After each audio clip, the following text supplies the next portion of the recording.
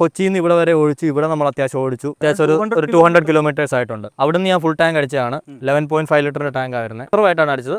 Full വരെ ഒരു 9.5 ലിറ്ററിനുള്ളിൽ കയറി. അപ്പോൾ അതിൽ എനിക്ക് ടാങ്ക് റേഞ്ച് കാണിച്ചത് 300-320 റേഞ്ചിൽ ടാങ്ക് റേഞ്ച് കാണിക്കുന്നുണ്ടായിരുന്നു. ഡീസന്റ്. ഈ പറയുന്ന പോലെ 6th ലിറ്റർ 60-70 റേഞ്ചിൽ ഓടിക്കുകയാണെന്നുണ്ട് 40 ഒക്കെ മീറ്ററിൽ റിയൽ ടൈം കാണിക്കുന്നുണ്ട്. റിയൽ ടൈം 40 കാണിക്കും, 35 to 40 കാണിക്കും.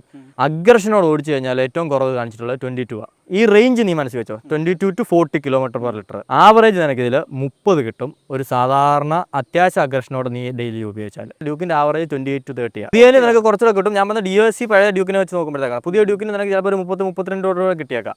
പക്ഷേ ഇത് നീ പറഞ്ഞ പോലെ 60-70 ഓടിച്ചാൽ 35 നിനക്ക് ആവറേജ് കിട്ടാം. ഹൈവേസിൽ ഉറപ്പായിട്ട് നിനക്ക് 35 കിട്ടും, മിനിമം 35 കിട്ടും.